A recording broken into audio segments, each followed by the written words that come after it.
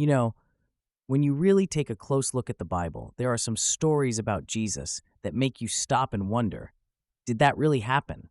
Let's talk about a few of them, and you can tell me what you think. First, there's this moment in Matthew 15, verse 21 to 28, and Mark 7, 24 to 30. A Gentile woman comes to Jesus, begging him to heal her daughter. And what does he say? It's not right to take the children's bread and toss it to the dogs. Whoa, did he just call her a dog? That's pretty harsh. Back then, calling someone a dog was a major insult, especially towards non-Jews. Some say he was testing her faith, but still, imagine being in her shoes. It's like going to a doctor for help and being insulted first. Sure, he healed her daughter, but doesn't that initial comment feel wrong? Racism is still racism, and that's definitely considered a sin. Then there's this part in Mark 4, verse 10 through 12, that's always puzzled me. Jesus says he uses parables so that some people won't understand. His exact words are, so that they may be ever seeing, but never perceiving, and ever hearing, but never understanding. Otherwise, they might turn and be forgiven.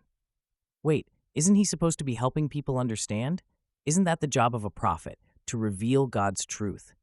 But here, it's like he's purposely leaving people in the dark. That feels off, doesn't it?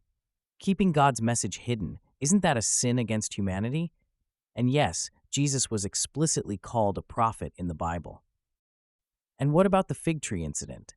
In Mark 11, 12 to 14, and Matthew 21, 18 to 19, Jesus sees a fig tree with no fruit. Now, it's not even fig season, but he curses the tree anyway, and it dies. Was he just having a bad day? It's hard to see how this fits with someone who preaches patience and kindness. Honestly, it reminds me of someone getting angry and stomping on a kid's toy car just because they tripped over it. The toy didn't do anything wrong, and now the kid's upset. Killing a healthy and innocent plant, that's got to be a sin, right? Oh, and this one always feels a bit weird to me. In John 2:4, at the wedding in Cana, Jesus' mom tells him they're out of wine, and he says, "Woman, what does this have to do with me? My hour has not yet come." Woman? Not mom or mother?